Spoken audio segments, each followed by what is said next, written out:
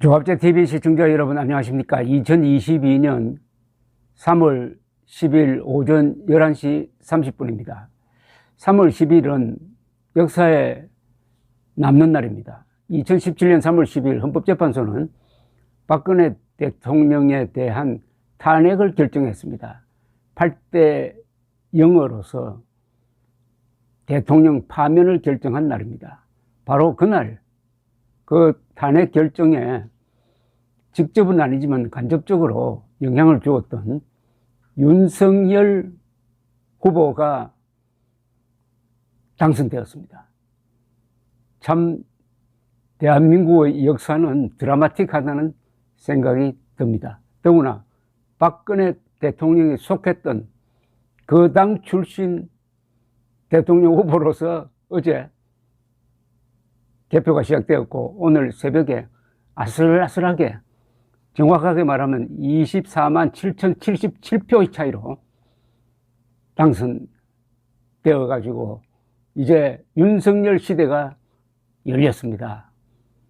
이 표차는 민주화된 이후에 있었던 선거로서는 가장 적은 표차입니다. 그러나 이보다 더 적은 표차로 이긴 분이 있습니다. 그분이 바로 박정희 대통령입니다. 1963년 10월 15일에 있었던 대통령 선거에서 야당인 민정당 후보 윤보선 후보에게 15만 6,026표 차이로 이겼습니다. 그때도 박정희 당신은 최고회의 의장입니다. 의장은 아주 큰 차이로 이길 것이라고 안심을 하고 있었는데 뚜껑을 여니까 이 수도권 도시에서 야당 몰표가 나왔습니다. 그런데 막판에 저 경상남도, 전라남도 이 해안 지방에서 개표가 되는 바람에 역전승했던 기억이 생생합니다. 저는 그때 고등학생으로서 그 중계방송을 들었습니다. 라디오로 처음으로 개표방송을 중계한 날이었습니다. 여러 가지 상징적인 일들이 참 많이 일어난 어제 오늘이었습니다. 아마 밤을 새우신 분들이 많으실 것이라고 생각합니다. 뭐 표현에 따라서는 천당과 지옥을 오고 갔다 그러고 지옥 문턱까지 갔다가 생還했다 그러시고 지금 이 순간 아주 가슴을 쓸어내리는 분도 계실 것이고 화가 나서 지금 잠도 안 오고 밤낮도 떨어진 분들도 계시는데 그러나 대한민국은 민주공화국입니다. 어제 이긴 사람은 어제 투표에서 그리고 오늘 개표에서 이긴 사람은 윤석열이지만은 정말 이긴 존재는 대한민국입니다. 대한민국의 민주주의가 이겼습니다. 또 이재명 후보가 아주 신속하게 깔끔하게 패배를 인정하고 윤석열 후보에게 축하한다고 이야기했습니다. 저 미국에서 있었던 2020년 대선에서 트럼프가 지고 나서도 지지 않았다고 지금까지 불복하고 있는 것과 비교하면은 한국의 민주주의는 어떻게 보면은 미국의 민주주의보다 더 역동적이고 더 정정당당하다는 생각이 듭니다. 오늘 아침에는 또 윤석열 당선자와 문재인 대통령 사이에 전화가 있었다고 합니다. 아마 두 사람 다 만감이 교차했을 것입니다. 윤석열 후보를 대통령으로 만든 여 사람의 공로자 중에 첫째가 검찰총장으로 발탁한 문재인 대통령 아니겠습니까? 그리고 오늘 현충원을 참배를 해가지고 방명록에 이런 글을 남겼습니다. 위대한 국민과 함께 통합과 번영의 나라 만들겠습니다. 라고 방명록에 적었습니다.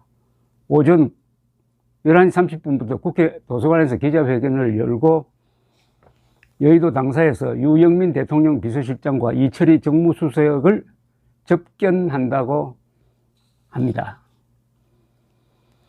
어제 선거의 의미는 그 근소한 표차에서 바로 어제 기록을 깼던 1963년 선거처럼 역사의 진로를 바꿔야 될 것이라고 생각합니다. 15만 6천 표라는 차이는 근소했지만은 그 결과는 엄청났습니다. 그때 군인 출신 대통령을 만들 거냐, 아니면 구정치인 출신 대통령을 만들 거냐, 구정치인에게 나라를 맡길 것이냐, 아니면은 연부역강한 군인 출신, 군사혁명을 일으킨 군인 출신에게 나라를 맡길 것이냐 하는 결정을 내리는데 15만 6,026표라는 아주 근소한 차이였습니다. 그러나 그 결과는 어떻게 했습니까? 바로 부국 강병하는, 경제개발을 하는, 자주국방하는 길을 연 위대한 선택이면서도 아슬아슬한 선택이었습니다. 어제 있었던 투표에서 24만 7,077표의 차이로 윤석열 후보를 당선시킨 것은 63년 선거와 비견되는 큰 변화를 대한민국에 가져다 줄 것이라고 생각합니다. 벌써 외신 보도는 외교 안보 중심으로 다루고 있습니다. 윤석열 후보의 등장으로 한국의 대북 정책, 대중 정책이 바뀌고 한미일 동맹이 강화될 것이다, 이렇게 봅니다. 한미일 동맹이 강화될 것이다. 국내에서도 큰 변화가 있지만 이 국제적 변화가 더 심대하죠. 왜냐하면 대통령은 이제는 민주당이 야당이 됐습니다. 야당이 지배하는 국회의 견제를 받지만은 비교적 덜 받는 분야가 있습니다. 그게 바로 외교 안보 분야입니다. 그리고 문재인 정권이 가장 실수한 정도가 아니라 가장 반역적 책동을 한 부분이 바로 외교 안보 분야입니다. 이것은 윤석열 대통령이 그 누구의 간섭도 받지 않고 정상화시킬 수 있는 분야입니다. 즉 한미일 동맹을 재건한다. 그리고 북한에 대한 굴종정책, 중국에 대한 사대주의적 태도를 청산하겠다. 이것은 확실합니다. 더구나 이번 대통령 선거에서 윤석열 후보는 이 점을 분명히 하고 이 점을 적극적으로 국민들에게 설명하면서 대통령이 된 것입니다. 따라서 대한민국의 진로가 이제 남쪽으로, 바다로, 자유세계를 향해서 가야 할 대한민국 호가 그동안 유턴해가지고 북쪽으로 가다가 다시 이제 제대로 된 항로를 찾게 되는 첫 시작입니다. 이것 하나만 해도 윤석열 후보 당선은 어마어마한 역사적 의미를 갖고 있다고 생각합니다. 그 다음에 국내에서의 변화는 자유민주주의, 시장경제, 법치주의, 상식, 공정 위에 나라를 정상화시키겠다고 하는 이 윤석열 후보의 목이 터져라고 외친 그게 아마 정책의 기반이 될 것이라고 합니다. 특히 상식입니다. 상식이라는 것은 누구한테 배울 필요도 없이 우리가 건전한 일상생활을 하면은 저절로 알게 되는 것이다. 우리 국민은 워낙 똑똑하니까 정부가 미친 짓이나 바보 짓을 안 하면은 못 살 수가 없다. 이게 윤석열 후보의 너무나 상식적인 국내 정책의 기조라고 본다면은 이 또한 많은 공감대를 만들 수 있을 것이라고 생각을 해 봅니다. 참 대한민국은 드라마틱한 나라입니다.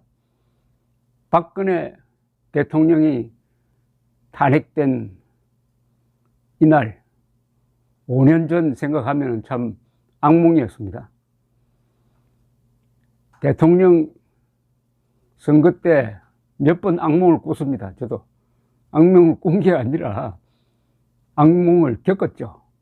1997년 대통령 선거에서 이회창 씨가 39만 표 차이로 김대중 후보에게 질 때 그 아슬아슬했던 개표 과정, 그리고 2002년 이회창 후보가 또다시 노무현 후보에게 50여만 표 차이로 질 때의 그 아슬아슬한 개표 과정, 그리고 2012년 박근혜 후보가 문재인 후보에게 한 100여만 표 차이로 이길 때의 그 아슬아슬한, 그것을 다 묶은 것보다 더 아슬아슬하고 가슴 졸이는 지옥 문턱에 갔다가 생활하는 그런 기분을 어제 느꼈습니다.